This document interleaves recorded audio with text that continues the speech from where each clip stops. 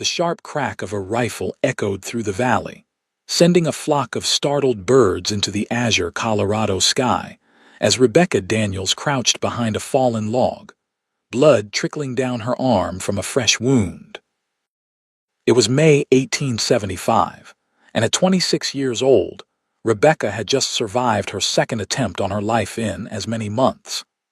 This was not how she had envisioned starting anew in Georgetown, Colorado, but fate seemed determined to remind her that peace would never be hers to claim. "Damn it all," she muttered, tearing a strip of fabric from her petticoat to bind the wound. The bullet had only grazed her, but the message was clear they had found her again. Rebecca checked her own revolver, counting the remaining bullets with practiced precision. 3 left. Not enough if there was more than one pursuer. The cool mountain air filled her lungs as she listened intently for approaching footsteps. Her heartbeat gradually slowed, and the forest around her settled back into its natural rhythm. Whoever had shot at her wasn't giving chase, at least not yet. Rebecca had arrived in Georgetown just 2 weeks prior, hoping that the burgeoning silver mining town nestled in the Rocky Mountains would offer the anonymity she desperately sought. After fleeing Texas with nothing but the clothes on her back and the haunting memories of her past, she had managed to secure a position as a schoolteacher in town, using forged references and a carefully crafted story about being a widow from back east. The truth was far more complicated and dangerous. As the sun began its descent behind the mountains, Rebecca made her way cautiously back toward town, keeping to the shadows and avoiding the main road. Her small cabin sat on the outskirts, providing both solitude and a quick escape route should she need one again. Inside, she bolted the door and methodically checked every window before allowing herself to sink into the single wooden chair at her table. In the dim light of a single oil lamp, Rebecca unwrapped her makeshift bandage and properly cleaned the wound, wincing as she poured whiskey over the angry red gash. 5 years on the run had taught her rudimentary medical skills, among other necessities for survival. A knock at the door froze her in place. "Miss Daniels, it's Sheriff Miller, just checking if you're all right. Heard some shots out in the woods earlier." Rebecca quickly rolled down her sleeve to cover the wound. "Just a moment," she called, ensuring her revolver was within reach before opening the door just enough to reveal her face. "Evening, Sheriff. I'm fine, thank you. I was inside preparing lessons for tomorrow's class. Perhaps hunters in the hills." Sheriff Miller, a gray-haired man with kind eyes that had seen too much, nodded slowly. "Could be. Just wanted to make sure.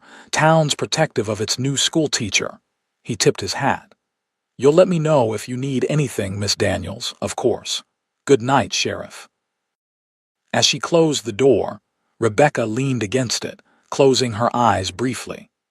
She couldn't risk drawing attention, couldn't afford to have anyone looking too closely into her background. Tomorrow she would teach her students as if nothing had happened, ignoring the pain in her arm and the fear that never truly left her. Because Rebecca Daniels knew better than most that the past never stayed buried, especially when that past included a dead husband, a corrupt Texas Ranger, and a bounty on her head that ensured she could never stop running.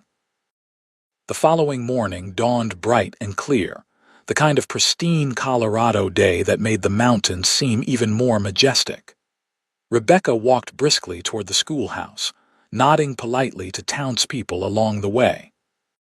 Her arm throbbed beneath her high-necked blouse, but years of practice had perfected her ability to hide pain behind a composed smile. The schoolhouse was a simple one-room building that served Georgetown's 30-some children, ranging from 5 to 16 years of age. Rebecca had quickly established herself as firm but fair, earning the respect of both students and parents despite being new to town. "Good morning, Miss Daniels," called Mary Jenkins, one of her older students who was sweeping the schoolhouse steps. "Good morning, Mary. You're here early." "Ma says industriousness is next to godliness." the girl replied with a smile that revealed a missing front tooth. Rebecca nodded appreciatively as she unlocked the schoolhouse door. "Your mother is a wise woman." As the morning progressed, and the room filled with children reciting their lessons, Rebecca found herself repeatedly glancing out the windows. The unease from yesterday's shooting had settled in her bones, making her jumpier than usual. During the midday recess, while the children played in the yard, she found herself scanning the tree line, half expecting to see the glint of a rifle barrel. Instead, she saw dust rising from the main road into town, heralding the arrival of riders. This wasn't unusual. Georgetown was growing rapidly due to the silver boom, with new miners, merchants, and fortune seekers arriving weekly. Rebecca watched without particular interest until the riders came into clearer view. There were 5 of them, trail-worn men leading packhorses laden with supplies. Cowboys, by the look of them, though what business cowboys might have in a mining town, Rebecca couldn't guess. They rode with the easy confidence of men accustomed to days in the saddle. The lead rider caught her attention. Tall and broad-shouldered even at a distance, he sat his horse with natural grace. His face was shadowed by a wide-brimmed hat, but something about his posture made Rebecca's breath catch. There was a familiarity to him that sent a chill of apprehension through her body. Turning abruptly, she called the children back to their lessons, pushing thoughts of the newcomers from her mind. She had more immediate concerns than a group of passing cowboys. That evening, Rebecca avoided her usual stop at the general store, not wanting to risk encountering the new arrivals in town. Instead, she hurried directly to her cabin, relief washing over her as she secured the door behind her. The wound on her arm needed fresh bandages, and she set about the task mechanically, her mind elsewhere. Who had shot at her yesterday? Was it a random attack, or had her past finally caught up with her? And if it had, how long did she have before she needed to run again? The questions circled in her mind like vultures as she prepared a simple supper of beans and cornbread. She was just sitting down to eat when another knock came at her door. Rebecca froze, her hand automatically reaching for her revolver. No one in town knew where she lived aside from Sheriff Miller and the school board chairman. She approached the door silently. "Who's there?" she called, revolver ready. "Blake Sullivan, madam. I believe I found something of yours in the woods." Rebecca's heart hammered against her ribs.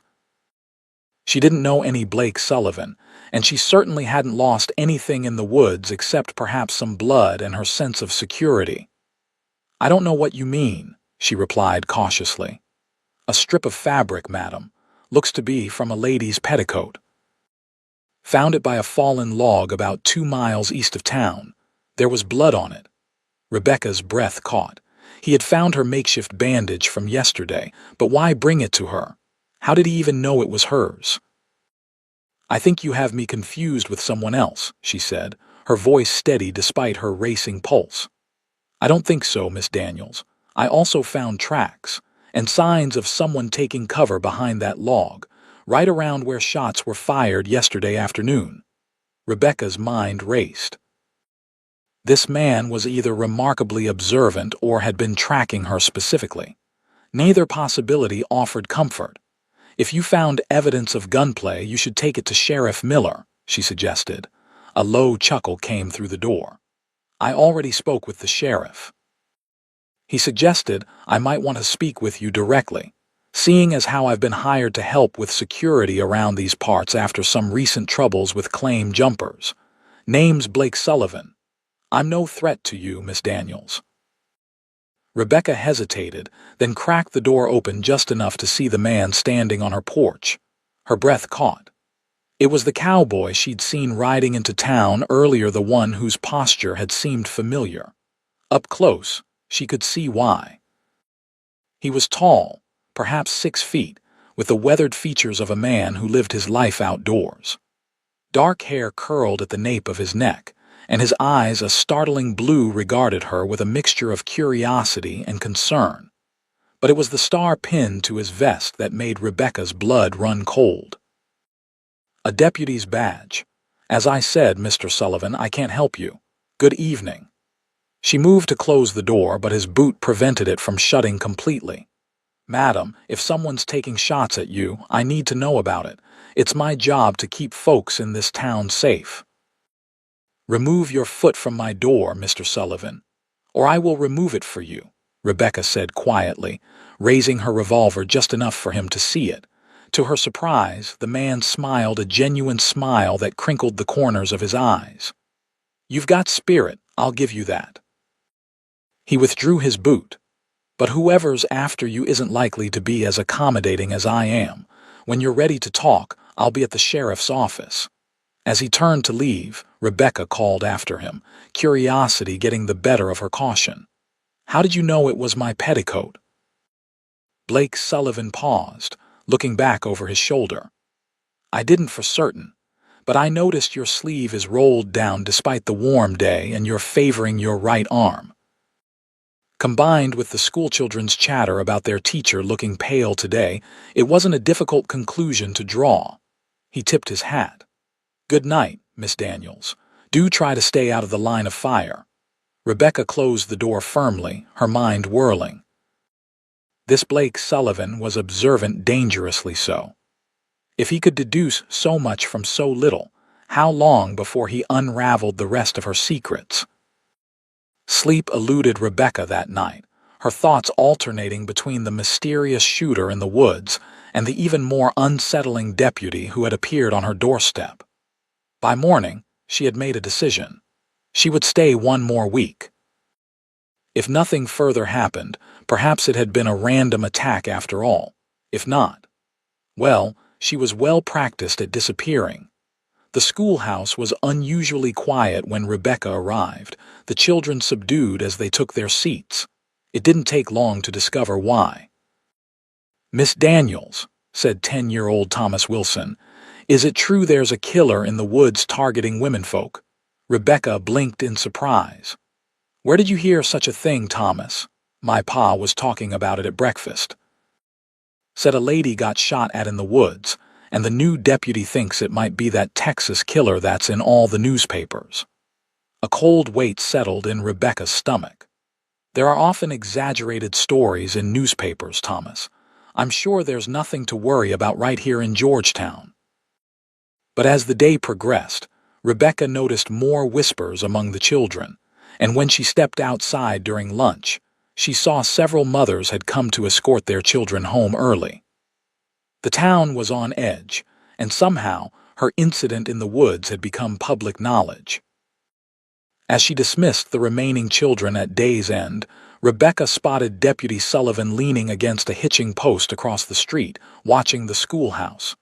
When their eyes met, he straightened and crossed over to her.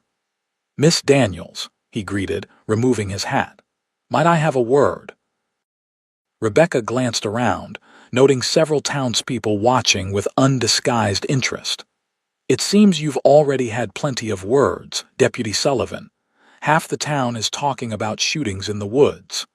That wasn't my doing, he said, his voice low. Sheriff Miller mentioned it to the blacksmith, who told his wife, who told the entire town, Rebecca finished for him. And now everyone thinks there's a Texas killer lurking about. Blake's eyes narrowed slightly. Interesting that you mentioned Texas. I don't recall specifying where this supposed killer might be from.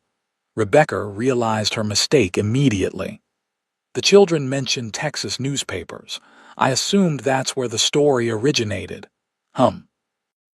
His gaze was penetrating, and Rebecca had the uncomfortable feeling he was looking straight through her carefully constructed facade. Walk with me, Miss Daniels. I'd like to discuss security measures for the schoolhouse. It was a reasonable request, one she couldn't refuse without raising suspicion. Reluctantly, Rebecca fell into step beside him as they moved away from the curious onlookers. You're not from back east, are you? Blake said once they were out of earshot. I don't see how my origins are relevant to schoolhouse security, she replied stiffly. They're not. but they might be relevant to why someone's shooting at you. Rebecca stopped walking. I never confirmed that I was the one shot at in the woods. Blake's smile was patient. You didn't have to. Your reaction when I brought it up last night confirmed it plenty. He gestured to her arm. How's the wound? It's fine. A scratch. Lucky. Whoever took that shot wasn't aiming to scratch. He studied her face for a moment. You know who it was, don't you? Rebecca resumed walking, her pace brisker. What I know, Deputy Sullivan, is that I came to Georgetown for a quiet life teaching children.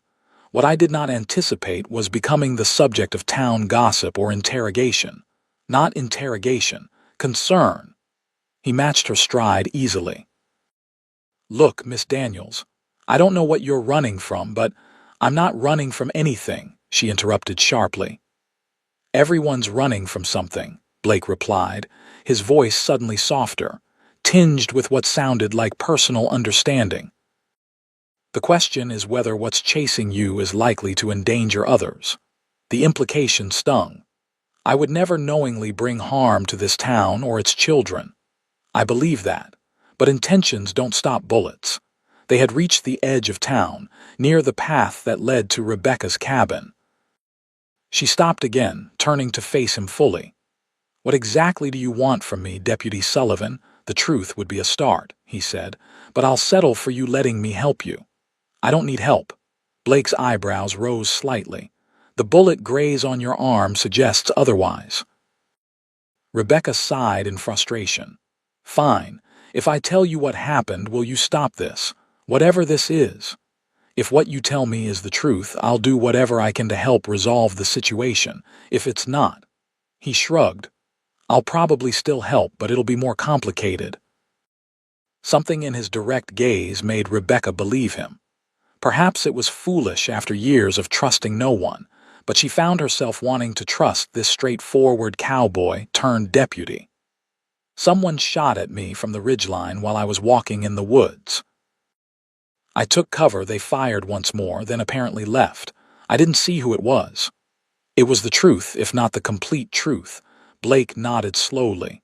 And you have no idea who might want to harm you, Rebecca hesitated. I've made enemies. Who hasn't? Most school teachers I've known, he replied dryly. Except maybe Mrs. Pemberton, my third-grade teacher. That woman could hold a grudge. Despite herself, Rebecca smiled. Perhaps I'm more interesting than most school teachers. I never doubted that for a moment, Miss Daniels. His eyes crinkled at the corners again, and Rebecca found herself noticing how the afternoon sunlight brought out golden highlights in his dark hair. How about this? I'll keep an eye on your cabin tonight. Make sure nobody takes another shot at you. Tomorrow, we can discuss longer-term arrangements. Alarm flashed through Rebecca. That's not necessary. I can take care of myself. I'm sure you can. That revolver you nearly introduced me to last night suggests as much.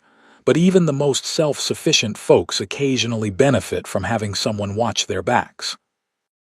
Before Rebecca could refuse again, a shout from down the street interrupted them. Deputy Sullivan, urgent telegram from Denver. A young boy was running toward them, waving a yellow paper. Blake took the telegram, reading it quickly before looking back at Rebecca with a changed expression, more guarded, more official. Seems we'll have to continue this conversation later, he said, his tone cooler than before. Good evening, Miss Daniels. As he strode away, Rebecca felt a chill that had nothing to do with the afternoon breeze. Whatever was in that telegram had altered his demeanor completely. Had they found her? Was her true identity about to be exposed? With a growing sense of dread, Rebecca hurried toward her cabin. She would pack essentials tonight, just in case. If need be, she could be gone before dawn, disappearing into the vast wilderness of the Colorado Territory before anyone realized she had fled. She was good at disappearing. It was staying in one place that always proved impossible. Back in her cabin, Rebecca moved with practiced efficiency, gathering the few possessions that mattered: a small leather-bound journal, a silver locket containing a faded photograph, a pouch of emergency funds, and of course, her revolver and ammunition. These, along with a change of clothes and basic provisions, went into a satchel she could grab at a moment's notice. As darkness fell, she sat by the window, peering occasionally through a gap in the curtains. Despite Deputy Sullivan's words about watching her cabin, she saw no sign of him or anyone else. Perhaps that telegram had changed his plans, or perhaps it had changed his mind about her. The knock, when it finally came around midnight, was so soft Rebecca almost didn't hear it. She approached the door cautiously, revolver in hand. "Miss Daniels," came Blake's hushed voice. "It's Sullivan. We need to talk." Something in his tone made her blood run cold. She unbolted the door and opened it to find Blake standing there, his expression grim in the moonlight. "May I come in?" he asked, glancing over his shoulder as if expecting to be followed. Rebecca stepped aside, allowing him to enter before quickly securing the door again. "What's happened?" Blake removed his hat, running a hand through his hair in a gesture of apparent frustration. "That telegram was from the U.S. Marshal's office in Denver. They're sending someone to Georgetown tomorrow, someone looking for a fugitive." Rebecca's hand tightened on her revolver. "What does that have to do with me?" Blake's blue eyes met hers steadily. "The fugitive is a woman wanted for murder in Texas. Killed her husband 5 years ago, then disappeared. There have been sightings across several states since then, but nothing concrete until recently." "And you think this fugitive is me?" Rebecca stated flatly, raising her revolver slightly. To her surprise, Blake made no move toward his own weapon. "I think you're in danger, whether you're her or not, because someone else clearly thinks you are." Rebecca's mind raced. The shooter in the woods, could it have been a bounty hunter? There was a substantial reward for her capture, she knew, though most had given up the hunt years ago. "What do you know about this fugitive?" she asked carefully. "Rebecca Thornton, née Davis. 26 years old. Red hair, green eyes. School teacher before her marriage to rancher James Thornton, who was found shot dead in their home near San Antonio in 1870. Witnesses placed her at the scene, fleeing with blood on her clothes." Rebecca's heart pounded so loudly she was certain he must hear it. He had almost every detail right, except for her maiden name, which had been Dawson, not Davis. "Sounds like a dangerous woman," she managed to say. "That's the interesting part," Blake continued, setting his hat on the table and leaning against the wall. "I sent some inquiries of my own after joining the sheriff's office here. There are inconsistencies in the case." The main witness was a Texas Ranger named Hollister, who coincidentally was a business partner of the deceased. And the deceased, Thornton, had a reputation for violence, especially toward his wife. Rebecca couldn't breathe. No one had ever mentioned James's violence in the official reports. It had been her word against Hollister's, and Hollister had made sure her word counted for nothing. "Why are you telling me this?" she whispered. Blake's expression softened slightly. "Because I don't think Rebecca Thornton murdered anyone. I think she defended herself against a brutal husband, then ran because a corrupt lawman was framing her to cover up his own financial schemes with the deceased."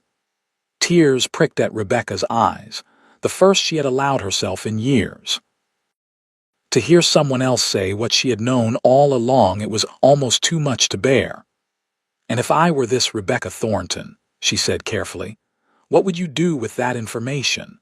Help her disappear again, before the marshal's man arrives tomorrow. Get her somewhere safe until the truth can come out." He took a step toward her, his gaze earnest. "There are good people in the marshal's office in Denver who would listen if presented with evidence of corruption. But first, she'd need to trust someone enough to tell her story." Rebecca lowered her revolver slightly, studying his face for any sign of deception. "Why would you risk your position to help a fugitive?" "Because 5 years ago I was a Texas Ranger myself," Blake said quietly. "And I knew Hollister, knew what kind of man he was. I tried to expose him and nearly got killed for my trouble.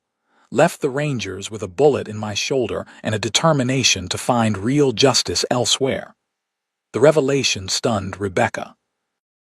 Of all the places she could have fled to, all the towns in the vast western territories, she had chosen one where a former Texas Ranger had also sought refuge. "Is that why you recognized me?" she asked. "Did you know me in Texas?" Blake shook his head. "Never met you. But I investigated some of Hollister's cases after I began suspecting him. Yours was one of them. I saw your wedding portrait in the case file." Rebecca set down her revolver, suddenly exhausted by the weight of secrets and fear she had carried for so long. "My name was Rebecca Dawson before I married, not Davis. The newspapers got it wrong," Blake nodded. "I figured it might be something like that. Hollister was never one for accurate paperwork." "He was there that night," Rebecca said, the words tumbling out after years of silence. "When my husband attacked me. It wasn't the first time, but it was the worst. He'd lost money in a business venture with Hollister, been drinking heavily. He came at me with a knife." She unconsciously touched a scar at her collarbone, visible above her nightgown. "I got to his revolver first. Shot him once. Hollister arrived just as it happened. He'd come to discuss their failing business. He said no one would believe it was self-defense, that he'd make sure I hanged unless—" "Unless what?" Blake prompted gently when she faltered. "Unless I signed over the ranch to him. Said he'd let me escape if I did. I signed the papers, but I overheard him sending for the sheriff anyway, so I ran." Rebecca's hands trembled as she relived that night. "Been running ever since. Changed my name so many times I sometimes forget who I really am." Blake crossed the small room and, with careful movements as if approaching a wounded animal, took her hands in his. "You're Rebecca, and you're not a murderer. You're a survivor." The simple truth of his words broke something in Rebecca. 5 years of running, of looking over her shoulder, of trusting no one at all crashed down around her. She didn't realize she was crying until Blake gently wiped a tear from her cheek. "We need to leave tonight," he said softly. "Pack only what you need. I have horses ready." Rebecca pulled back slightly, suspicion reflexively surfacing. "Why would you risk everything to help me? You don't even know me." Blake's expression turned solemn. "Because I failed once before to stand against corruption, because what happened to you was wrong, and because—" He hesitated, a vulnerability showing in his eyes that seemed out of place on his weathered face. "Because from the moment I saw you watching those children in the schoolyard, something told me you were worth knowing, worth protecting." The sincerity in his voice reached past Rebecca's carefully constructed defenses. For the first time in years, she allowed herself to consider the possibility of trusting someone. "Where would we go?" she asked. "I have a friend who owns a ranch near Durango, about 100 miles southwest of here. It's remote, and he owes me his life. We'd be safe there while I gather evidence against Hollister." Rebecca gestured to the satchel by the door. "I'm already packed." Blake's lips curved into a smile. "Of course you are, ready to flee at a moment's notice. It's kept me alive this long. Then let's make sure it keeps you alive a good while longer." He retrieved his hat. "Meet me behind the livery stable in 20 minutes. Wear something practical for riding." As he moved toward the door, Rebecca called after him softly. "Blake." It was the first time she had used his given name. "Thank you." He paused, looking back at her with an expression she couldn't quite read. "Don't thank me yet, Miss Daniels. We've got a long, dangerous road ahead of us." But there was something in the way he said it, not with dread, but with a kind of determined optimism that made Rebecca think, perhaps, this journey wouldn't be like all the others she had undertaken alone. Perhaps this time, with this unexpected ally, the road might lead somewhere other than endless flight. 20 minutes later, dressed in her most practical skirt and blouse with her hair secured under a wide-brimmed hat, Rebecca slipped through the shadows toward the livery stable. The town was quiet, most windows dark except for the saloon at the far end of the main street, where piano music and raucous laughter spilled into the night. Blake was waiting as promised, holding the reins of two saddled horses. He had exchanged his deputy's badge for plain trail clothes, and loaded saddlebags suggested he had done some hasty packing of his own. "Any trouble?" he asked as she approached. "None. The town's asleep." He helped her secure her satchel to the saddle of a sturdy-looking chestnut mare, then offered a hand to help her mount. Rebecca accepted, noticing the strength in his grip as he boosted her into the saddle. "We'll ride south until dawn, then cut west into the mountains," he explained, mounting his own horse, a large black gelding. "The main roads will be watched once they realize we're gone, so we'll stick to trails I know from hunting." Rebecca nodded, adjusting her skirt over the saddle. It wasn't ideal for riding, but she had managed with worse. "Won't your sudden departure raise suspicions?" Left a note saying I'd received word of my ailing mother in Denver and had to leave immediately. Sheriff Miller's a good man, but not the most suspicious by nature. It should buy us some time. With that, they set off, keeping to the shadows as they left Georgetown behind. Once beyond the town limits, they urged the horses to a faster pace, the moonlight illuminating the trail just enough to navigate safely. They rode in silence for the most part, both aware that sound carried far in the night air. Rebecca found herself studying Blake's profile when the moon emerged from behind clouds. There was a steadiness to him that she found reassuring, a quality she had rarely encountered in her years of fleeting connections and false identities. It was near dawn when they finally stopped to rest the horses beside a small stream. The mountains loomed around them, and the first golden light of day was beginning to touch the highest peaks. "We'll rest here for an hour, then continue," Blake said, helping Rebecca dismount. Her legs were stiff from the unaccustomed hours in the saddle, and she stumbled slightly against him. His hand steadied her at the waist, lingering perhaps a moment longer than necessary. "Thank you," she murmured, stepping back self-consciously. "I'm not used to such long rides anymore. You're doing fine." He unsaddled the horses to let them cool properly, then laid out a simple breakfast of jerky, dried apples, and cold biscuits from his saddlebags. "It's not much, but we can't risk a fire." Rebecca accepted the food gratefully. "I've had worse." They ate in companionable silence, watching the light gradually fill the valley below. Rebecca found herself relaxing despite their precarious situation. There was something about being in Blake's company that eased the constant tension she had lived with for years. "May I ask you something?" she said after a while. Blake nodded, taking a drink from his canteen before passing it to her. "You said you were a Texas Ranger. What happened with Hollister? Why did he try to kill you?" Blake's expression darkened slightly. "I started noticing patterns in his cases. Too many wealthy widows or widowers ending up owning nothing after their spouses died mysteriously. Too many convenient witnesses who later couldn't be found. When I began asking questions, suggesting an internal investigation, I suddenly found myself assigned to patrol the most dangerous section of the border alone." He unconsciously rubbed his left shoulder. "The ambush wasn't even subtle. 3 men waiting in a canyon I was supposed to ride through. Got me in the shoulder, would have finished me if a group of Mexican vaqueros hadn't happened by. And no one believed you were set up." Blake's laugh was bitter. "Oh, some did, but Hollister had powerful friends by then. My complaints were dismissed, and I was offered a medical discharge or a transfer to a desk job in Austin."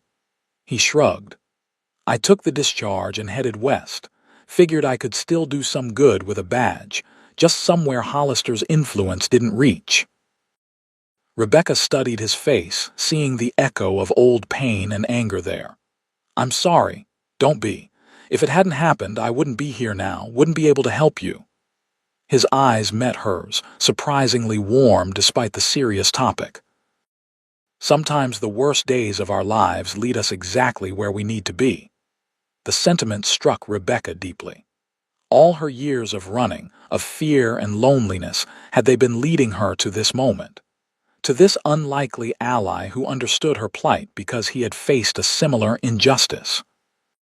"We should move on," Blake said, rising to his feet and offering her a hand up. Still a lot of ground to cover before nightfall. As they readied the horses, Rebecca found herself watching Blake's efficient movements with growing curiosity. He was unlike anyone she had met in her years of running, direct yet gentle, confident yet without arrogance. And despite only knowing her for days, he had risked everything to help her. "Why did you really come to Georgetown?" she asked as they mounted up again. Surely there were safer places for a former Texas Ranger than a remote mining town. Blake adjusted his hat against the rising sun before answering.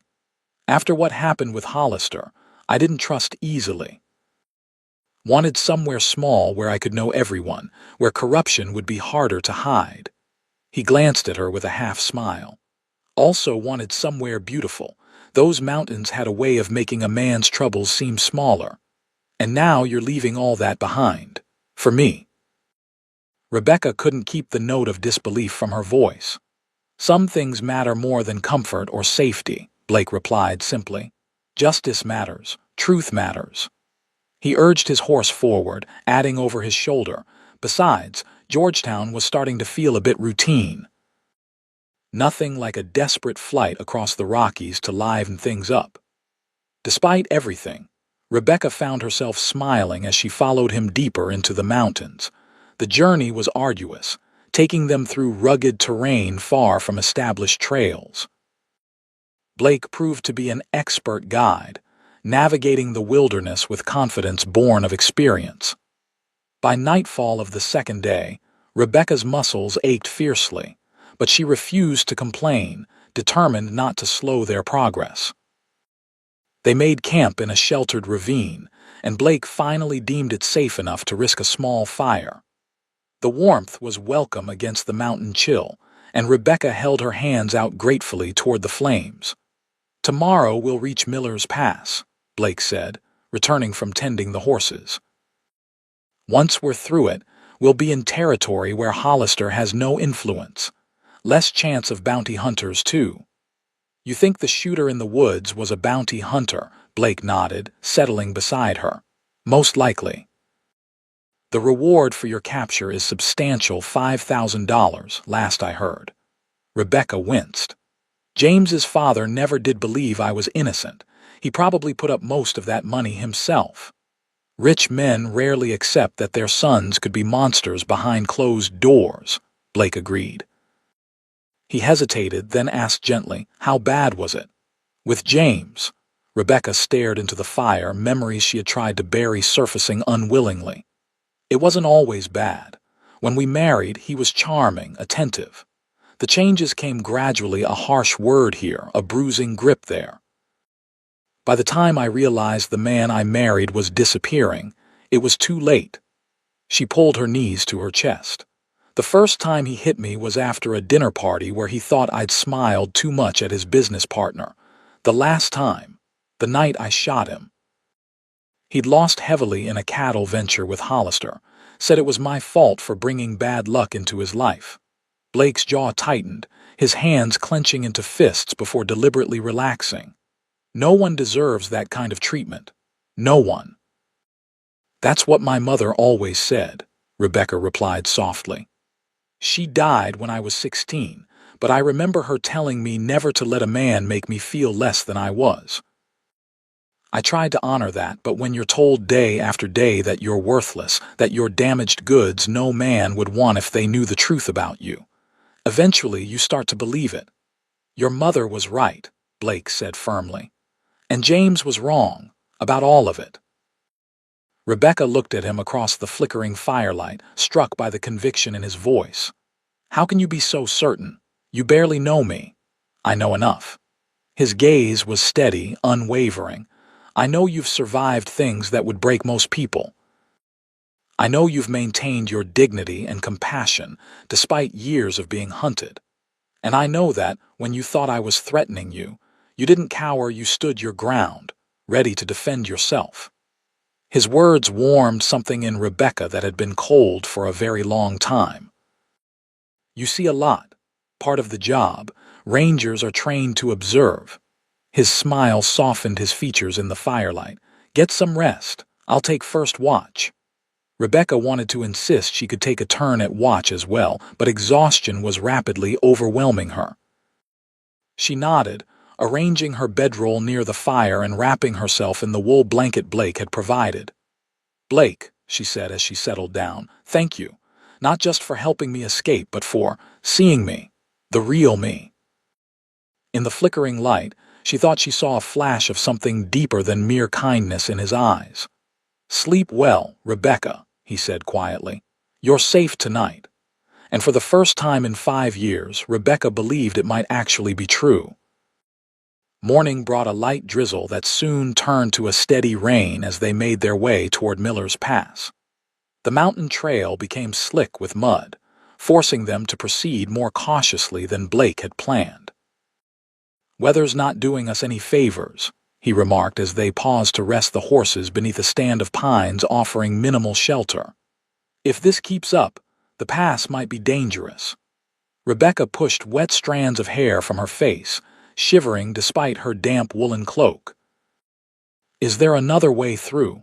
Yes, but it would add 2 days to our journey. Blake studied the threatening clouds overhead. Let's continue to the pass and assess the situation when we get there. As they rode, the rain intensified, accompanied by gusting winds that bent the treetops and sent sheets of water into their faces. By midday, they were both soaked through and chilled to the bone. The horses struggled on the increasingly treacherous path, forcing them to dismount and lead the animals on foot. There's an old trapper's cabin near here, Blake shouted over the howling wind. We need to wait out this storm. Rebecca nodded gratefully, too cold to speak. Her hands were numb around the reins, and each step required increasing effort as her sodden skirts clung to her legs. The cabin, when they reached it, was little more than a crude shelter, 4 walls of rough-hewn logs with a sagging roof and a dirt floor. But it was dry inside, and the stone fireplace appeared intact. It's not much, but it's better than being out in this, Blake said, helping Rebecca inside before returning to shelter the horses in the lean-to attached to the cabin's side. Rebecca stood dripping in the center of the single room, teeth chattering uncontrollably. The cabin was bare except for a crude wooden table, a 3-legged stool, and what appeared to be the remains of a straw mattress in one corner. When Blake returned, he immediately set about building a fire, his movements efficient despite his own shivering. There's some dry wood stacked behind the fireplace, he explained. Trapper's code always leaves something for the next traveler. Soon a small fire was crackling in the hearth, its warmth a blessed relief. Blake rummaged in his saddlebags, pulling out a spare shirt and pair of trousers. You need to get out of those wet clothes, he said, handing them to Rebecca. I'll step outside while you change. You're as wet as I am, she protested, and it's still pouring out there. I'll check on the horses again. His tone brooked no argument. You'll catch your death if you stay in those clothes. Once alone, Rebecca peeled off her sodden dress, petticoat, and chemise with difficulty, her fingers still numb and clumsy. Blake's clothes were comically large on her frame, but they were dry and smelled faintly of pine, and leather smelled like him. She realized with an unexpected flutter in her chest. She spread her wet garments near the fire, then wrapped herself in a relatively dry corner of her cloak, sitting as close to the flames as she dared. When Blake knocked a few minutes later, she called for him to enter. He was still dripping wet, water running in rivulets from his hat and coat. Horses are settled, he reported. Found some old grain in the lean-to that seems dry enough. Now it's your turn, Rebecca said firmly. You need dry clothes too. Blake hesitated, then nodded, reaching for his saddlebag again. With the same consideration he had shown her, Rebecca turned her back while he changed, focusing intently on the dancing flames. "Decent now," he said after a few minutes. When she turned, he was in dry clothes but still shivering, his dark hair plastered to his head. Without thinking, Rebecca grabbed the remaining dry corner of her cloak and gestured him closer to the fire. "Come here. We can share the cloak." He hesitated only briefly before settling beside her, allowing her to spread the woolen garment around his shoulders as well. Their proximity was intimate by necessity, shoulders and thighs touching as they huddled for warmth. "Storm's getting worse," Blake observed, his voice low in the small space between them. Outside, the wind howled with increasing ferocity, rattling the cabin's single window. "Will it delay our pursuers as well?" Rebecca asked. "Most likely. No sensible man would be out in this weather." A smile touched his lips. "Present company excluded, of course. Does that make us brave or foolish? Both, probably." His shoulder pressed more firmly against hers as he leaned forward to add another log to the fire. "Though in your case, I'd say brave. Definitely brave." The warmth in his voice matched the growing warmth of the cabin, and Rebecca found herself relaxing against him almost unconsciously. 5 years of constant vigilance and isolation had left her unaccustomed to human contact. Yet with Blake, it felt natural, comforting. As the day waned and the storm showed no signs of abating, they shared a meager meal of the last of their provisions. The intimacy of the small cabin, cut off from the world by the raging elements, created a strange bubble of tranquility despite their circumstances. "Tell me about your life before," Blake said as darkness fell outside. "Before James Thornton, who was Rebecca Dawson?" The question caught her off guard. It had been so long since anyone had asked about her real past, not the fabricated histories she created for each new identity. She was hopeful, Rebecca said slowly. Naive, perhaps. Raised by a schoolteacher mother and a father who ran the general store in a small town outside of San Antonio, I wanted to be a teacher like my mother. I was, for a short while before I met James. A smile touched her lips at the memory. I loved it watching children discover the world through books, seeing their faces light up when they mastered something difficult. "Is that why you took the teaching position in Georgetown? To reclaim something from your past?" Rebecca nodded. "It was the one part of my old life I thought might be safe to revisit. Different name, different state, but the same joy in teaching." She glanced at him curiously. "What about you? Was being a lawman always your ambition?" Blake poked at the fire thoughtfully. "Not always. My father was a rancher in East Texas. Expected me to take over the family spread someday. But then the war came." His expression grew distant. "Served in the Confederate cavalry, saw things no man should see. When I came home, the ranch was struggling and I couldn't settle back into that life. Needed something with purpose, something where I could make a difference." He shrugged. "The Rangers seemed like the answer at the time. Do you regret it, becoming a Ranger?" "No," he said after a moment's reflection. "Despite how it ended, I did some good, helped people who needed helping." "Can't regret that." The fire crackled between them, casting long shadows against the cabin walls. Outside, the storm continued unabated, rain drumming on the roof and wind whistling through the chinks in the logs. "We should try to get some sleep," Blake suggested eventually. "No telling when this storm will break." The practical matter of sleeping arrangements in the tiny cabin hung between them unspoken. There was only the floor, the remnants of the straw mattress insufficient for one person, let alone two. "I can sleep sitting up against the wall," Blake offered. "You take the space near the fire." "Don't be ridiculous," Rebecca countered. "You're exhausted too, we can. Share the space, if you're comfortable with that." Blake studied her face in the firelight, seeming to search for any sign of hesitation or fear. "Are you sure?" "After everything you've been through, I wouldn't want to." "I trust you," Rebecca interrupted, surprising herself with the simple truth of it. "I wouldn't be here if I didn't." Something shifted in Blake's expression, a softening, a warmth that had nothing to do with the fire. All right then. They arranged their bedrolls side by side near the hearth, close enough to share warmth but with a respectful space between them.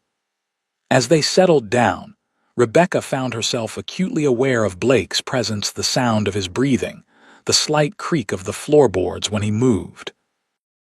"Rebecca," he said softly in the darkness, "no matter what happens tomorrow or the days after, I want you to know something." She turned her head toward his voice. "What's that?" "You deserve a life without fear, a chance to be that hopeful woman again. And I intend to do everything in my power to make that possible." Rebecca's throat tightened with emotion. "Why? Why risk so much for someone you barely know?" In the dim light from the dying fire, she could just make out his profile as he turned toward her. "Because some things in this world are worth fighting for. Justice is one. But a woman like you, brave, resilient, kind, despite everything that's happened to her, that's something even more worth fighting for." His words hung in the air between them, weighted with meaning that neither was quite ready to acknowledge. Rebecca felt tears prick at her eyes, overwhelmed by the simple dignity he afforded her after years of being treated as nothing more than prey. "Thank you," she whispered, unable to articulate the depths of her gratitude. Blake's hand found hers in the darkness, his calloused fingers entwining with hers in a gesture both protective and tender. "Get some sleep. I'll be right here." With his hand warm in hers, Rebecca closed her eyes, listening to the storm rage outside while finding, for the first time in years, a perfect stillness within. Morning brought cleared skies and a transformed landscape. Overnight, the rain had given way to snow at their elevation, coating the surrounding forest in a pristine blanket of white. Rebecca awoke to find herself curled against Blake's side, his arm draped protectively around her shoulders. She lay still for a moment, savoring the unfamiliar sense of security before gently extracting herself. Blake stirred at her movement. "Morning," he murmured, voice rough with sleep. "Storm pass, seems to have, but it left snow behind." Rebecca moved to the window, her breath fogging the crude glass. "It's beautiful." Blake joined her, standing close enough that she could feel the warmth radiating from him. "Beautiful, but it complicates things. Snow means tracks ours will be easy to follow. Can we still cross the pass?" He considered, rubbing the stubble on his jaw thoughtfully. "We'll try. The snow doesn't look too deep yet. If we move quickly, we might make it through before any pursuers realize which direction we've taken." They prepared to leave, Rebecca changing back into her now dry clothes while Blake checked on the horses. Her spirits were lighter than they had been in days, despite the new challenges posed by the snow. There was something about having an ally after years of solitude that bolstered her courage. As they set out, the morning sun glinted off the snow-covered landscape, nearly blinding in its brilliance. Their horses moved carefully on the slippery trail, breath steaming in the cold air. Rebecca's cheeks stung with cold, but the discomfort was minor compared to the beauty surrounding them. "Miller's Pass should be just beyond that ridge," Blake said after they'd been traveling for about 2 hours. "Once we're through, it's a relatively straight path down to—" He stopped abruptly, raising a hand for silence.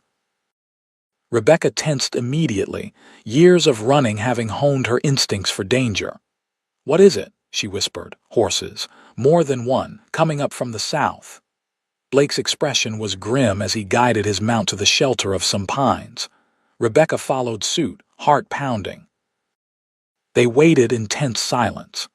Soon the distinct sound of hoofbeats crunching through snow became audible, growing steadily louder. Blake slowly drew his revolver, positioning himself slightly ahead of Rebecca in a protective stance. 3 riders appeared around a bend in the trail below them. Even from a distance, Rebecca could tell these weren't ordinary travelers. They rode with purpose, rifles visible in saddle scabbards, scanning the landscape with practiced vigilance. "Bounty hunters," Blake murmured. "Professional ones by the look of them." Rebecca's blood ran cold. How did they find us so quickly? They probably split up to cover different escape routes from Georgetown. These three drew the mountain trails. Blake's jaw tightened as he watched the riders approach the spot where their own tracks crossed the main trail. They'll see our tracks any moment now. As if on cue, the lead rider raised a hand, bringing the group to a halt. He dismounted, crouching to examine the snow. Even from their hidden vantage point, Rebecca could see the moment he identified fresh hoofprints heading toward the pass. "They know," she whispered. Blake nodded grimly. "We need to move. Now. While they're still figuring out how fresh the tracks are."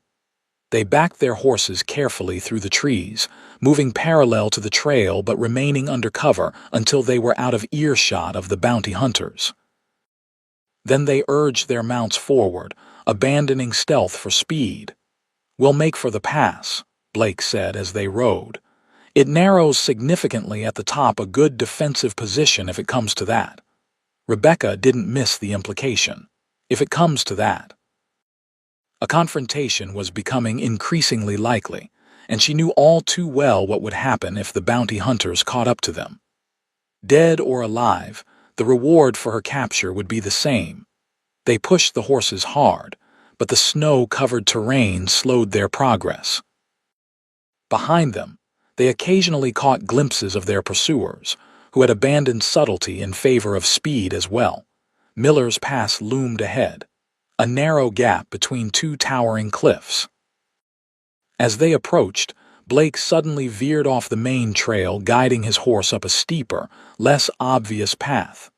"This way," he called back to Rebecca.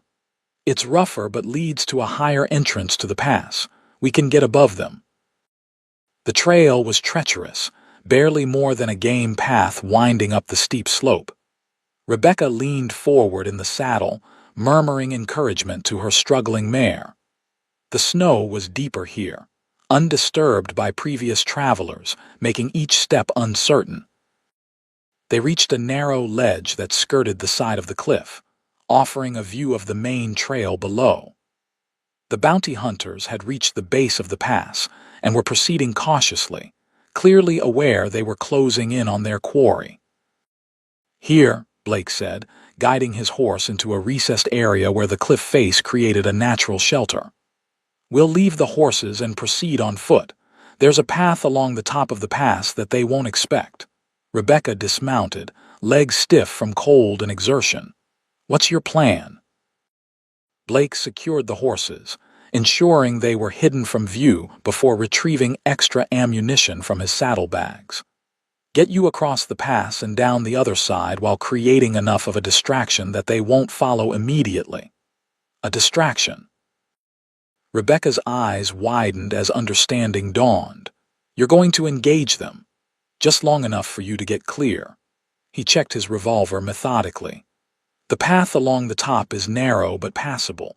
Follow it until you reach a large boulder shaped like a bear's head.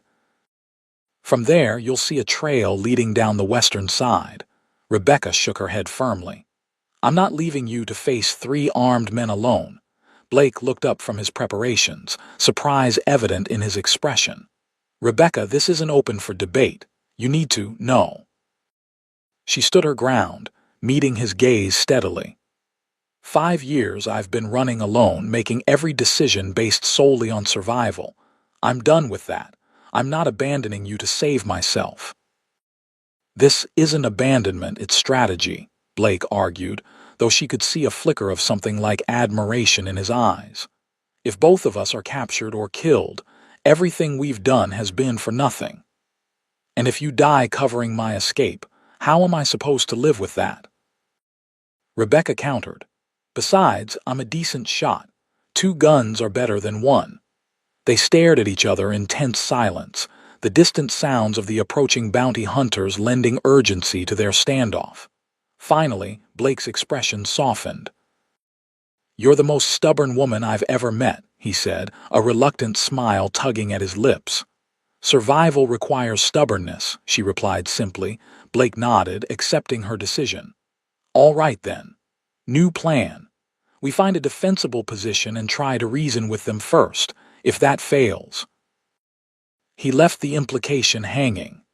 If that fails, we do what we must, Rebecca finished for him.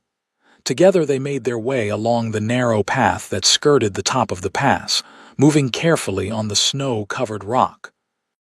Below, they could see the bounty hunters proceeding through the narrowest part of the pass, weapons drawn as they followed the tracks Blake and Rebecca's horses had left before diverting upward. Blake pointed to a natural stone outcropping that provided both cover and a clear view of the pass below. They positioned themselves behind it, guns ready but not yet aimed. "Let me try talking to them first," Blake said quietly. "Some bounty hunters can be reasoned with, especially if they understand the full story." Rebecca nodded, though doubt clouded her mind. Men motivated by a $5,000 reward rarely cared about the complexities of justice.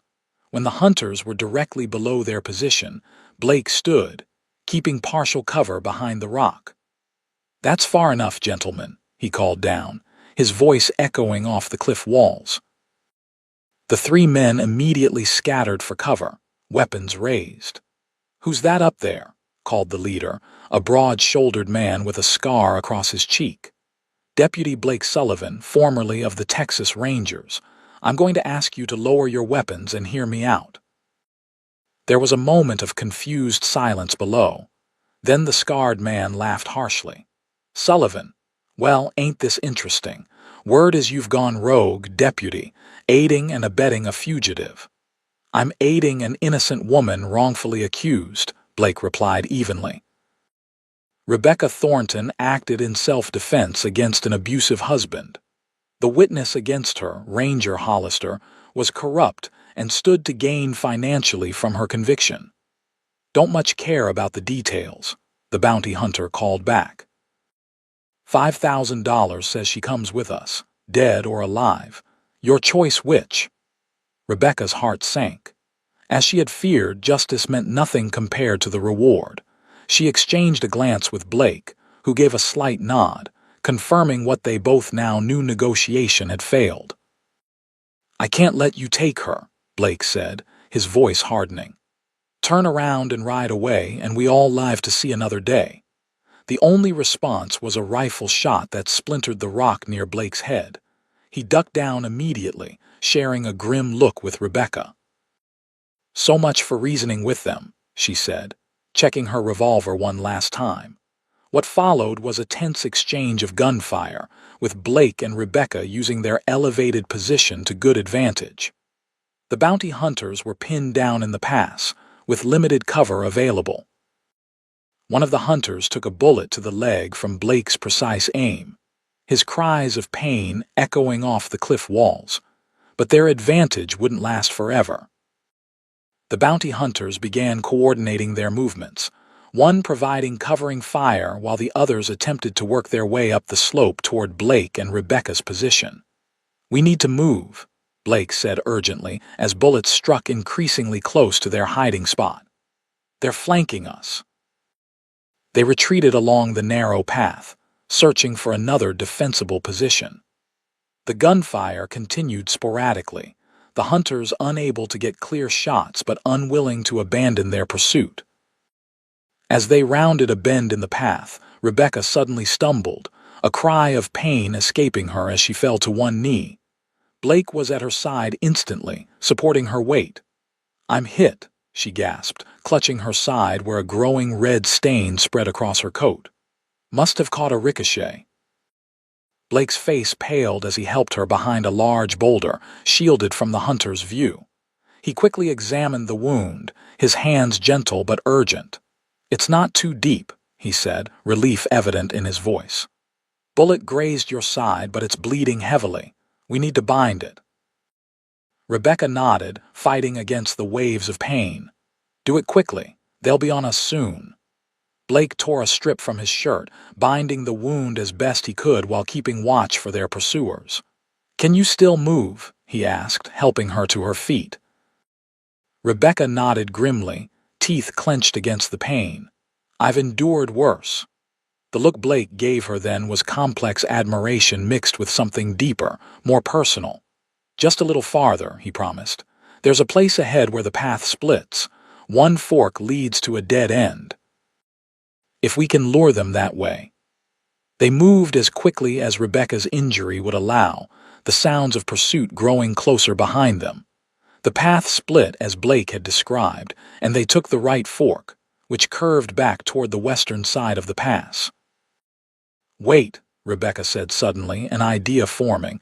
"If they think we took the dead end," Blake caught her meaning immediately, "we could double back behind them." A smile of approval crossed his face. Quick thinking. They found a sheltered spot where they could watch both paths. Soon, two of the bounty hunters appeared, moving cautiously along the trail. After a brief consultation, they took the left fork, the dead end Blake had mentioned. "Now's our chance," Blake whispered. "The third man must be either guarding the horses or too injured to continue. We can circle back to our mounts and be gone before they realize their mistake." They moved swiftly but carefully, Rebecca fighting through the pain of her wound. As they neared the spot where they'd left their horses, a voice called out from behind them, "That's far enough." They turned to find the scarred leader of the bounty hunters standing there, rifle aimed steadily at them. Blood stained his left arm, but his grip on the weapon was unwavering. "You're cleverer than most," he acknowledged with a grim smile, "but not clever enough." Blake shifted subtly, positioning himself partially in front of Rebecca. "It's over, friend. Your companions are heading down a dead-end trail and you're wounded. Let us pass, and we'll all walk away from this." The bounty hunter's smile widened unpleasantly. $5,000 buys a lot of medical attention. Now drop your weapons, both of you." Rebecca felt Blake tense beside her, knew he was calculating the odds, preparing to make a move that would likely get him killed, but might give her a chance to escape. The realization struck her like physical blow. He was willing to die for her. In that moment, something shifted within Rebecca. 5 years of running, of trusting no one, of believing herself unworthy of genuine connection. Because of what James had done to her, it all crystallized into a perfect clarity. This man beside her, who had known her only days, valued her life above his own. Not because she was fragile or needed protection, but because he saw in her something worth protecting: her dignity, her right to justice, her future. Without conscious thought, Rebecca's hand found Blake's, squeezing once in silent communication. She saw his eyes widen slightly, felt the answering pressure of his fingers against hers. "I said drop your weapons," the bounty hunter barked, taking a step closer. "You know what I've been wondering," Blake said conversationally, still holding Rebecca's hand. "How you found us so quickly. Almost as if you knew exactly where to look." The man's expression flickered briefly. "Good tracking, now enough talking." "No, it was more than that," Blake continued. "Someone told you which way we'd go, someone who knew these mountains, someone like Sheriff Miller." A cruel smile crossed the bounty hunter's face. "Smart man. The sheriff sends his regards, said you were a fool to trust him with your plans. Now for the last time, drop your weapons," or the crack of a rifle shot interrupted him. The bounty hunter's eyes widened in shock as he crumpled to the ground, revealing behind him an elderly man with a smoking rifle. "Damned bounty hunters," the old man spat, lowering his weapon. "Been watching you folks since you took shelter in my cabin. Figured you might need a hand." Rebecca and Blake stared in stunned silence at their unexpected savior, a grizzled mountain man with a long gray beard and weathered features. "You," Blake began, "that was your cabin." "Been mine for 30 years, the old man confirmed, approaching cautiously to check that the bounty hunter was truly dead. "Name's Josiah Wilson. Heard enough of your conversation last night to know you're running from an injustice, not justice itself." He glanced up at them with shrewd eyes. "Also heard enough to know you're good folks in a bad situation."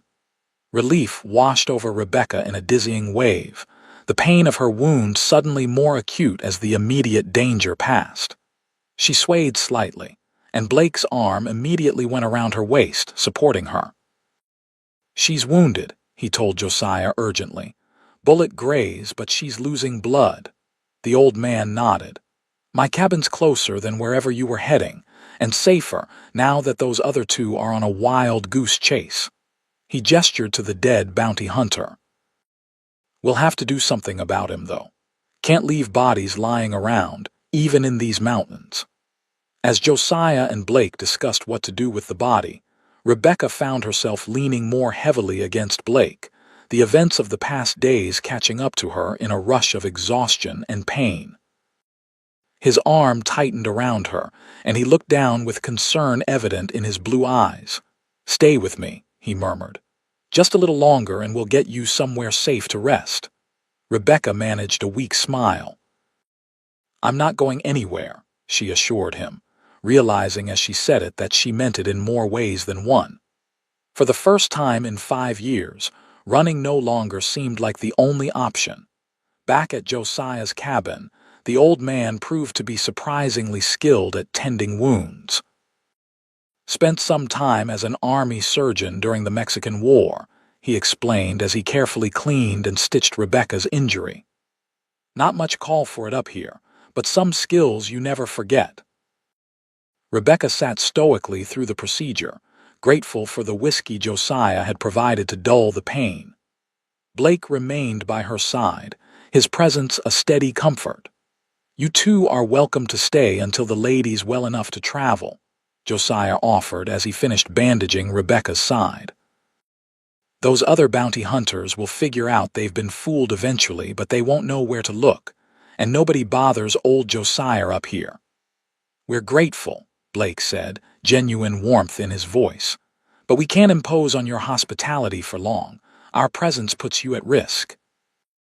Josiah waved away his concern. "Been alone too long anyway. Bit of company wouldn't hurt." He eyed them both thoughtfully. "Besides, sounds like you folks have an interesting story. Been a while since I heard a good tale." Over the next 3 days, Rebecca regained her strength while Blake and Josiah took turns keeping watch for any sign of the remaining bounty hunters. They shared their story with the old mountain man, who listened with undisguised interest, occasionally offering insights from his own experiences with frontier justice. "This Ranger Hollister sounds like a real piece of work," Josiah commented on the evening of their 3rd day. "Known men like him before. Power and greed make a nasty combination." "The worst part is, he's still out there," Blake said grimly. "Still wearing a badge, still perverting justice." Rebecca, seated near the fire with a blanket around her shoulders, studied Blake's face in the flickering light. The depth of his anger at Hollister's corruption matched her own, she realized. This wasn't just about helping her, it was about righting a fundamental wrong that offended everything he believed in. "What will you do?" she asked softly. "After you get me somewhere safe?" Blake looked up, meeting her gaze. "Gather evidence. Make a case that can't be ignored or buried, then take it to someone with the authority to do something about it." His expression softened. "But first, I'm making sure you're truly safe." "My friend's ranch near Durango is still our best option," he continued. "Josiah says the pass should be clear enough to travel in another day or two. Once you're settled there, I can—" Rebecca interrupted quietly. "What? We can gather evidence. We can build a case." She straightened, ignoring the twinge from her healing wound. "This is my fight too, Blake. Perhaps more mine than yours." Josiah chuckled softly, drawing their attention. "Been watching you too," he said with the candor of the elderly. "Reminds me of me and my Martha, God rest her soul. Stubborn as mules, both of you, but stronger together than apart." Rebecca felt warmth creep into her cheeks, but she didn't look away from Blake's intense gaze. Something unspoken passed between them, an acknowledgement of what had been growing since their first meeting, a connection that transcended their shared purpose. "Together then," Blake agreed, a smile softening his features. assuming you're well enough to travel soon. I'm tougher than I look, Rebecca reminded him. That you are, he acknowledged. Never doubted it for a moment. The journey to Durango took longer than anticipated, with Rebecca's injury necessitating frequent rest stops. But the delay proved fortunate, as it gave the remaining bounty hunters time to abandon their search and return to more promising hunting grounds. Blake's friend, Michael Carter, owned a sprawling cattle ranch 20 miles outside Durango. When they arrived, dusty and travel-worn, Michael welcomed them with the boisterous enthusiasm of a man who had few visitors. "Blake Sullivan, you old devil," he exclaimed, embracing Blake heartily before turning to Rebecca with a courteous bow. "And this must be the lady you mentioned in your message. Welcome to Carter Ranch, Miss Thornton." The use of her real name startled Rebecca, and she cast a questioning glance at Blake. "I sent a rider ahead while you were recovering at Josiah's," he explained. "Thought it best Michael know the full situation before we arrived." Michael's ranch house was surprisingly elegant for a frontier operation, with actual glass windows and furnishings that wouldn't have looked out of place in an Eastern home. "My wife's influence," he explained when he noticed Rebecca's admiring glance. "God rest her soul, she insisted on bringing civilization to the wilderness." Over dinner, Michael listened intently as Blake filled in the details of their journey from Georgetown. When the story was complete, he leaned back thoughtfully. "So you aim to clear Miss Thornton's name and expose this corrupt Ranger Hollister," he summarized. "Ambitious, but not impossible. I have some contacts in the territorial government who might be persuaded to listen." "We need evidence first," Blake said. "Witnesses, documentation of Hollister's financial dealings with James Thornton, anything that supports Rebecca's account of that night." "And how do you propose to gather this evidence while half the bounty hunters in the territory are looking for both of you?" Michael asked practically. Blake smiled slightly. "That's where things get interesting." He glanced at Rebecca, including her in the conversation. "We need to spread word that Rebecca Thornton has fled to California or Oregon. Meanwhile, we work quietly, contacting potential witnesses, building our case." Rebecca nodded slowly. "And where would I be while this word is spreading?" "Here," Blake said simply. "If you're willing. Michael's ranch is remote enough to be safe, and few people know of our connection." "You'd be welcome," Michael assured her. "I have plenty of space, and my foreman's wife would appreciate female companionship." Rebecca considered the offer. The prospect of staying in one place, even temporarily, was both appealing and terrifying after years of constant movement. "And you?" she asked Blake. "Where would you be during all this?" A shadow crossed his face. "I'd need to travel. San Antonio primarily, to start gathering testimonies and documents." The thought of Blake returning to Texas, possibly crossing paths with Hollister, sent a chill through Rebecca. "It's too dangerous," she protested. "Hollister still has influence there if he learns you're asking questions." "I know how to be discreet," Blake assured her, "and I have former colleagues who share my opinions of Hollister. They'll help." Rebecca wasn't convinced, but she recognized the determination in his expression. This wasn't just about her anymore, it was about addressing a corruption that had been festering for years. "How long?" she asked finally. "A few weeks. A month at most." Blake's gaze was steady, honest. "I'll be careful, Rebecca, and I'll come back." The promise hung between them, weighted with meaning that extended beyond the immediate mission. Rebecca realized with sudden clarity that she wanted him to come back for reasons that had nothing to do with clearing her name.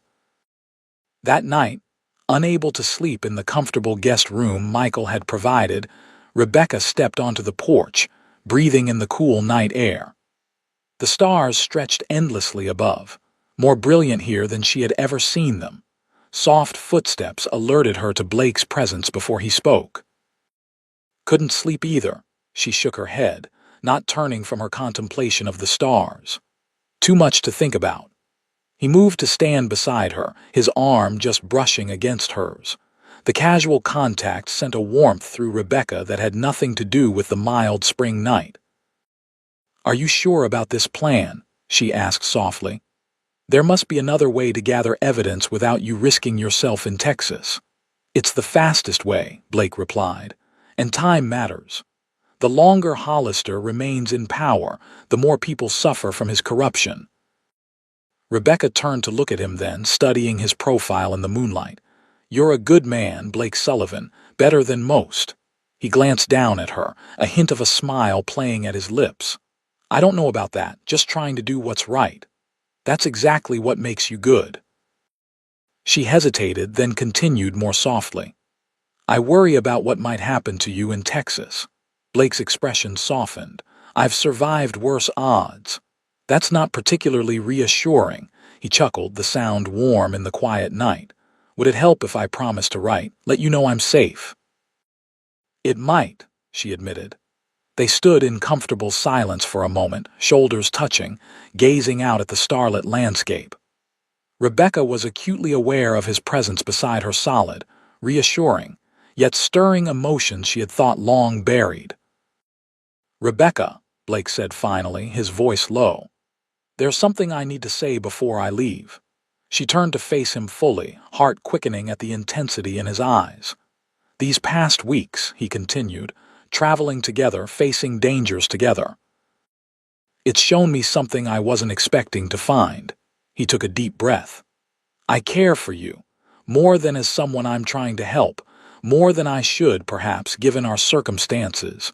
Rebecca's breath caught. Part of her had known this was coming, had felt the same connection growing between them.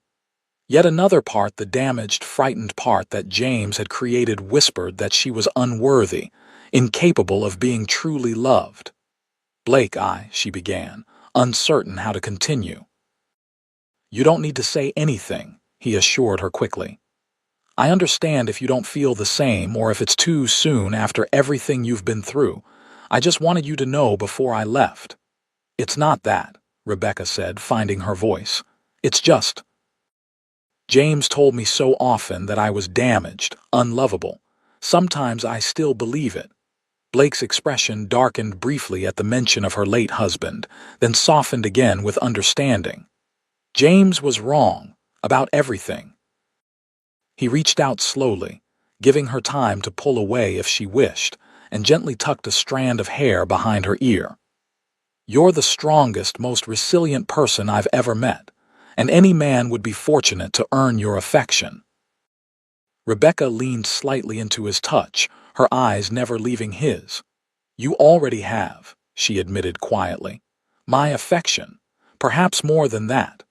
The smile that illuminated Blake's face then was like sunrise after the longest night. "Then I have even more reason to return quickly and safely." He leaned forward slowly, giving her every opportunity to step back, to establish a boundary. Instead, Rebecca closed the distance between them, her lips meeting his in a kiss that felt like coming home after years of wandering. When they finally parted, Blake rested his forehead against hers, his hands gentle at her waist. "I'll come back to you," he promised. "Whatever it takes." "See that you do, Deputy Sullivan," Rebecca replied, a smile in her voice despite the tears glistening in her eyes. "I've only just found you. I'm not ready to let you go." Blake departed 2 days later, riding eastward with a small group of Michael's ranch hands who were traveling to purchase new breeding stock.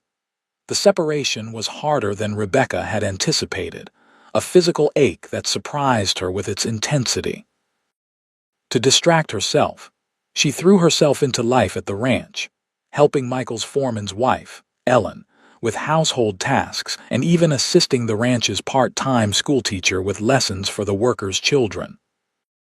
The familiar rhythm of teaching brought her unexpected joy, a reconnection with the woman she had been before James Thornton entered her life. True to his word, Blake wrote regularly, his letters arriving via Michael's private courier to ensure they wouldn't be traced. His early correspondence detailed his careful investigative work in San Antonio, where he had reconnected with a former ranger colleague named Thomas, who shared his suspicions about Hollister. Thomas has been keeping a record of Hollister's activities for years, Blake wrote. Property acquisitions that coincided with mysterious deaths, businesses that changed hands after their owners faced trumped-up charges. Your case fits a pattern, Rebecca. We're not alone in wanting justice. As weeks passed, his letters began to include more personal sentiments alongside the progress reports. Memories of their journey together, thoughts about the future, simple expressions of longing that made Rebecca's heart beat faster when she read them in the privacy of her room. I find myself thinking of you at the most unexpected moments, one letter read. The sight of a schoolhouse reminds me of how you looked teaching your students in Georgetown. A flash of red hair in a crowd makes me turn, hoping against reason that it might be you. Even the stars at night seem to hold your image. Rebecca kept his letters bundled with ribbon in a drawer beside her bed, rereading them often. In her replies, she gradually opened up about her own feelings, allowing herself to express emotions she had suppressed for years. I never expected to feel this way again, she wrote. After James, I believed myself incapable of trusting, of loving. You have shown me how wrong I was. Whatever comes of our quest for justice, know that you have already given me back a part of myself I thought was lost forever. 4 weeks into Blake's absence, a telegram arrived from Michael. Rebecca watched with growing alarm as his expression darkened while reading it. "What is it?" she asked when he looked up. "Is it Blake? Is he hurt?" Michael hesitated, then handed her the telegram. "It's from my contact in Denver. There's a rumor that Hollister himself is heading west, possibly to Colorado territory." Rebecca's blood ran cold. He knows. Somehow he knows Blake is investigating him. "It seems likely," Michael agreed grimly. "The telegram mentions he's traveling with several other rangers and deputized men. This isn't a social visit. We have to warn Blake," Rebecca said urgently. "If Hollister reaches San Antonio before Blake leaves, I've already sent a rider with a warning," Michael assured her. "Blake will get word in time." But as days passed with no response from Blake, Rebecca's worry grew to near panic. Her nights were restless, filled with nightmares of Blake facing Hollister, of gunshots echoing across Texas plains. Then, nearly a week after the warning was sent, a lone rider appeared on the horizon, approaching the ranch at a breakneck pace. Rebecca, who had taken to watching the eastern road whenever her duties allowed, spotted him first.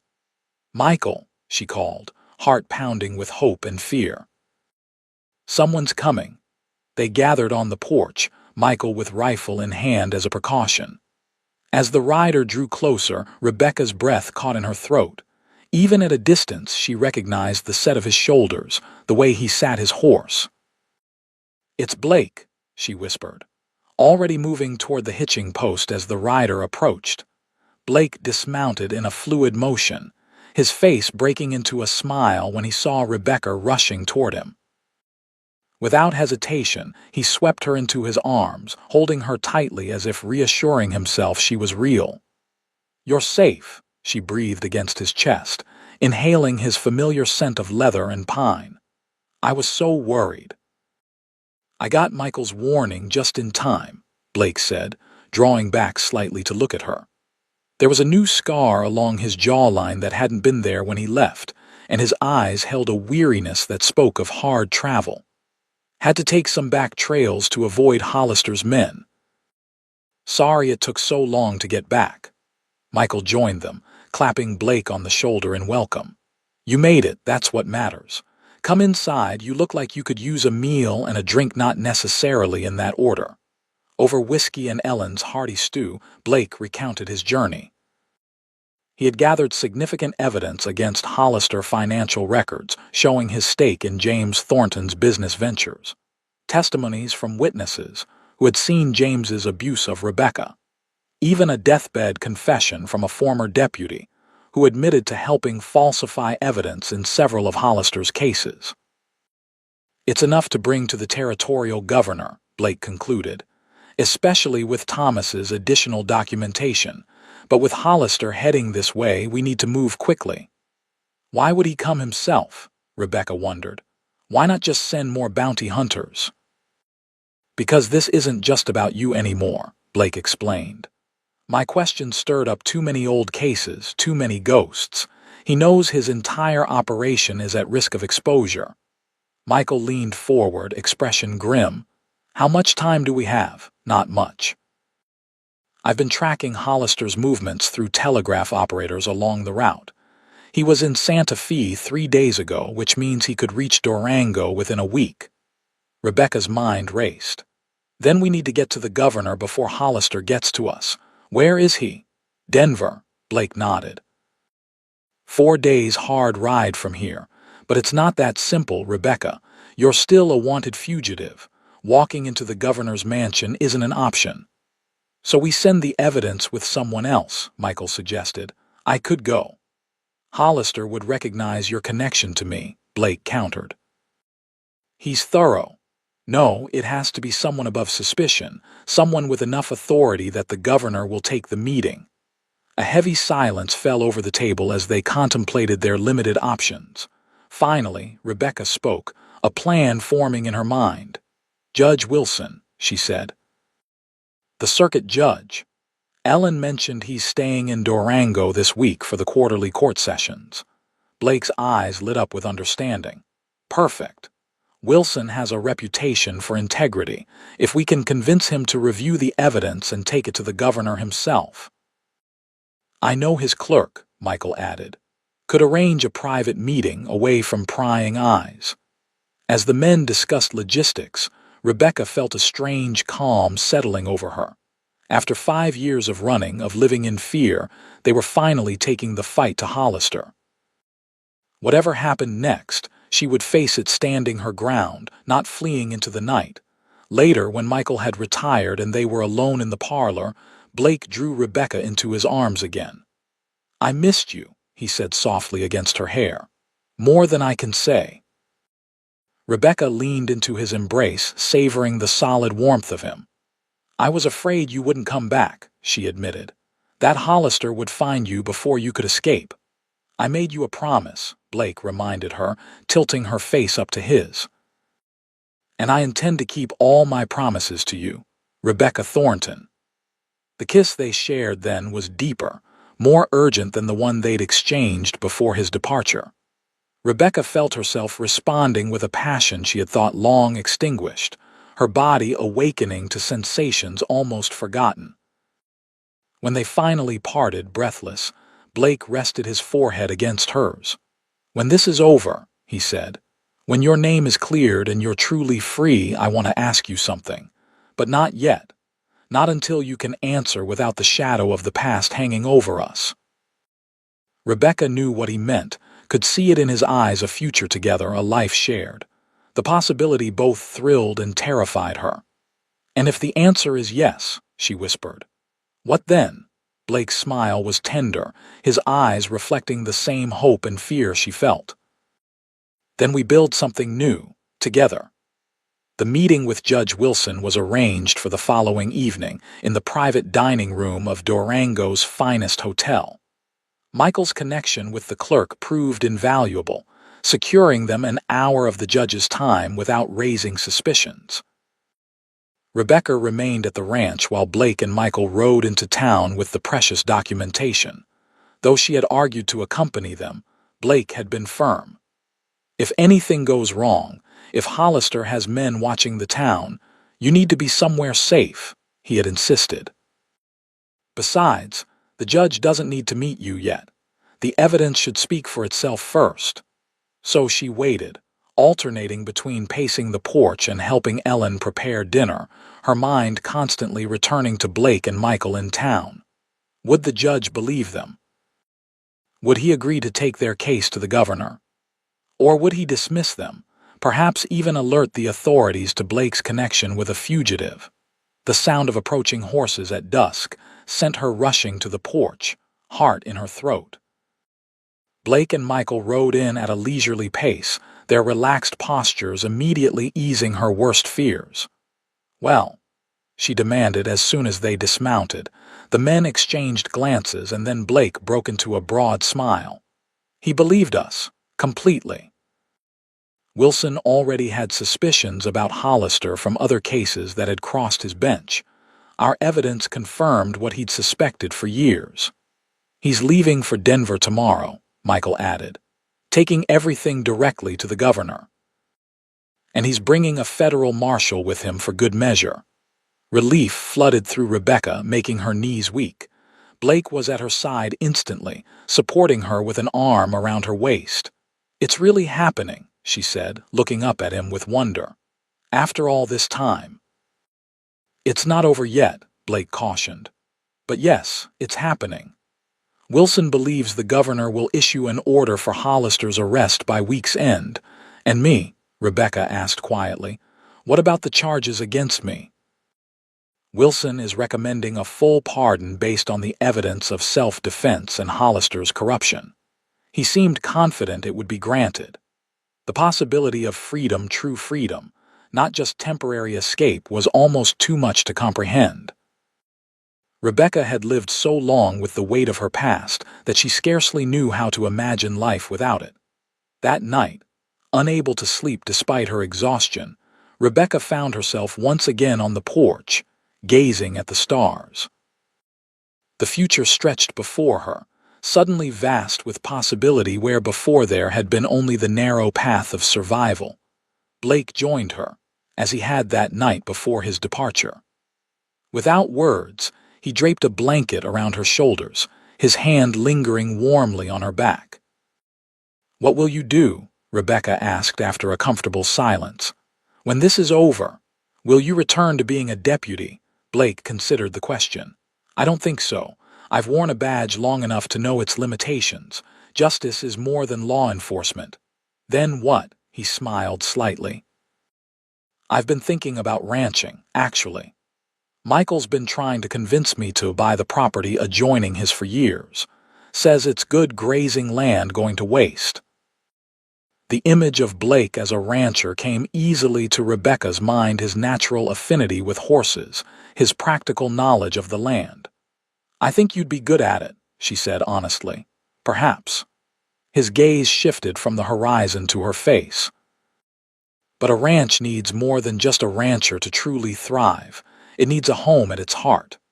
The implication was clear, and Rebecca's pulse quickened. "Are you asking me something, Blake Sullivan?" "Not yet," he reminded her gently. "Not until you're truly free, but I'm hoping, Rebecca. Hoping that when I do ask, your answer might be yes." Rebecca turned to face him fully, finding in his eyes the same longing she felt in her own heart.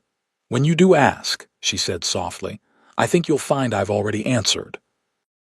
The days that followed were tense with anticipation as they waited for news from Denver. Blake insisted on maintaining vigilance, posting ranch hands as lookouts and keeping horses saddled and ready in case Hollister appeared before the governor's orders could reach local law enforcement.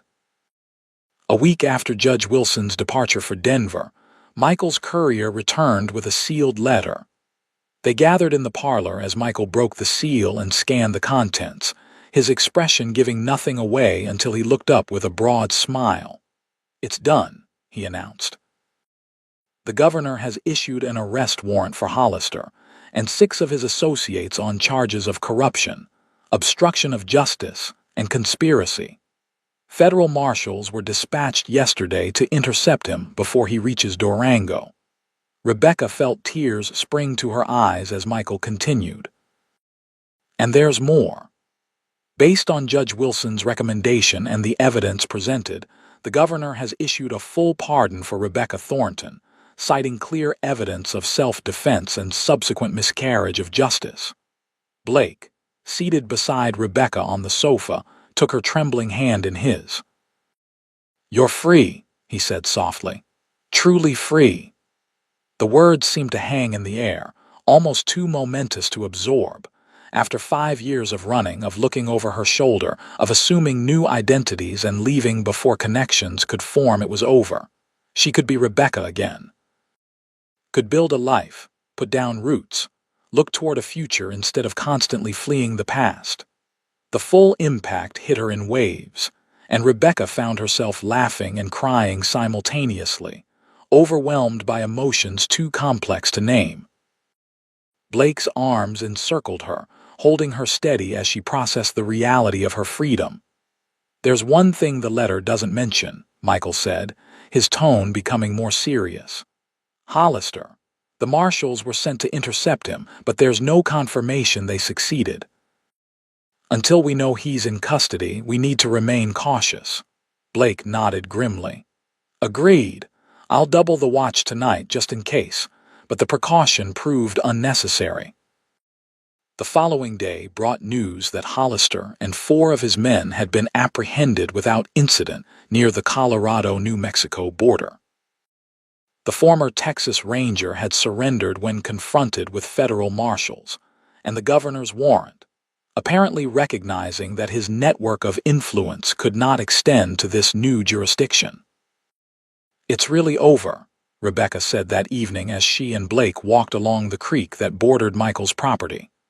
The setting sun bathed the landscape in golden light, the distant mountains purple against the horizon. "Sometimes I still can't believe it." "Believe it," Blake said, squeezing her hand gently. "Hollister will face trial for his crimes. The evidence against him is overwhelming, and you—" He stopped walking, turning to face her. "You never have to run again." The certainty in his voice made Rebecca smile.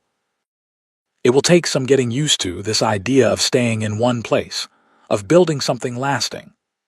"I was hoping you might want to build something lasting with me," Blake said, his voice lower, more intimate. He reached into his pocket, producing a small velvet pouch. "This isn't as fancy as what you might have had back in Texas, but—" From the pouch he withdrew a ring, a simple silver band set with a small but perfect sapphire that caught the evening light. "Rebecca Thornton," Blake said, taking her hand in his. "I know we've only known each other a short time, but in that time, you've shown me more courage, resilience, and genuine goodness than I've seen in most people over a lifetime. I love you, and if you'll have me, I want to spend the rest of my days helping you build the life you deserve, one filled with safety, respect, and joy." Tears blurred Rebecca's vision as she looked from the ring to Blake's earnest face.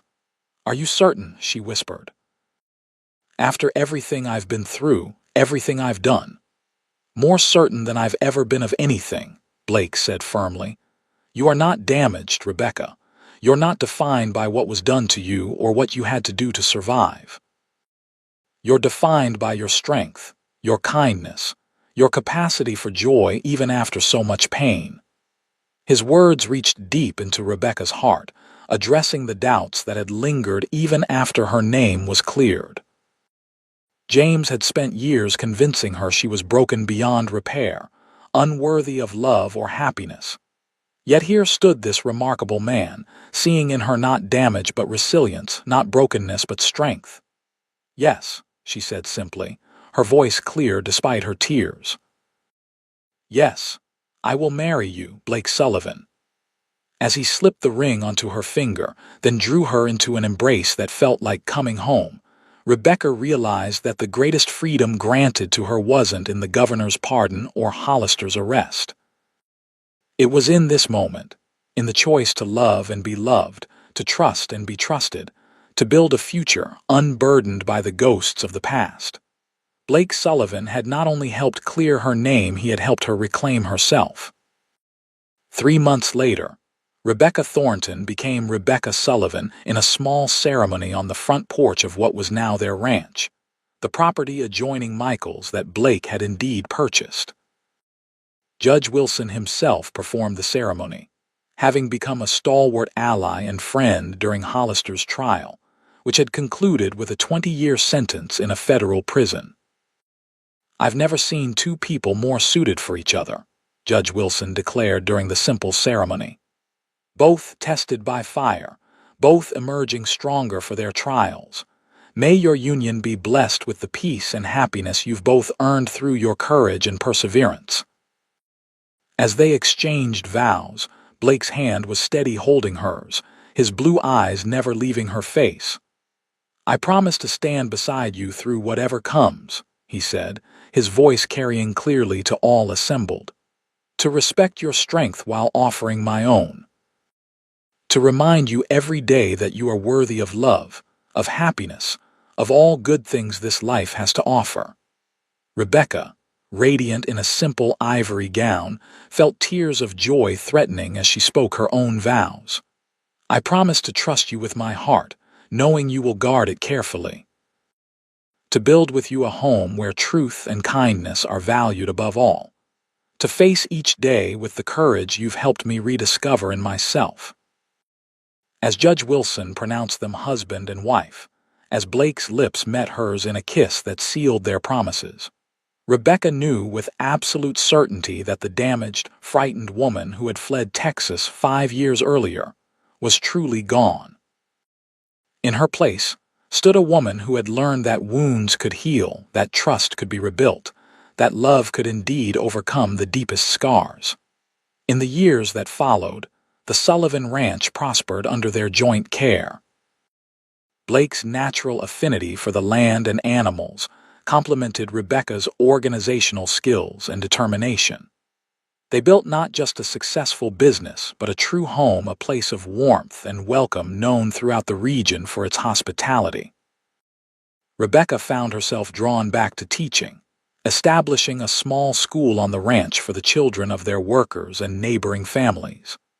The joy she had found in education before James Thornton darkened her life returned tenfold, enriched by her own experiences of loss and redemption.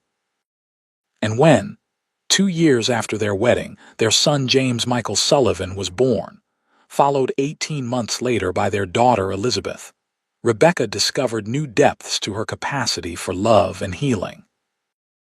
Watching Blake with their children, his gentleness, his patient guidance, his unwavering support, she sometimes marveled at the distance she had traveled from those dark days of abuse and fear. "What are you thinking about?" Blake asked one evening, finding her on their porch, gazing at the sunset while their children played in the yard under Ellen's watchful eye. Rebecca smiled up at him as he settled beside her on the swing he had built when she was pregnant with James. "About journeys," she said, leaning comfortably against his shoulder. "About how the hardest paths sometimes lead to the most beautiful destinations." Blake's arm encircled her waist, drawing her closer. "Having regrets about marrying an old cowboy instead of settling back east with someone respectable?" he teased. Rebecca laughed, the sound free and genuine in a way it hadn't been for most of her adult life.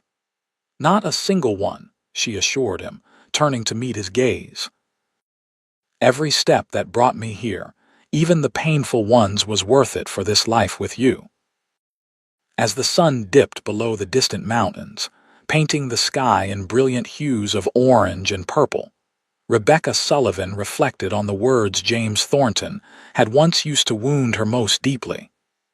"You're too damaged to ever love or be loved properly. No man will want you once they know what you really are," how wrong he had been. The damage he had inflicted had not defined her. The wounds had healed, leaving scars that spoke not of brokenness, but of survival, of resilience, of the capacity to rebuild from ashes. And Blake, her steadfast, honorable Blake, had seen past those scars from the beginning, recognizing in her not damage but strength, not a victim but a survivor worthy of love and respect. Through his eyes, she had learned to see herself clearly again, to reclaim the woman she had always been beneath the fear and pain. As their children's laughter carried on the evening breeze, as Blake's hand found hers in the familiar gesture that still sent warmth through her after all these years, Rebecca knew the truth that had saved her. Love did not demand perfection. It did not require unblemished pasts or unwounded hearts. True love, the kind she and Blake had built together, saw scars as evidence of battles fought and won. It recognized that damage was not destiny, that wounds could become wellsprings of compassion and understanding. It offered not a magical erasure of the past, but a hand to hold while walking into the future. "I love you," Blake murmured, pressing a kiss to her temple as the first stars appeared in the deepening twilight. "And I love you," Rebecca replied, the words simple yet profound in their truth. Today and all days to come. In that moment, with her family gathered close and her heart at peace, Rebecca Sullivan understood completely what Blake had tried to tell her all those years ago. She had never been too damaged to love or be loved. She had simply been waiting for the right person to help her remember how to do both.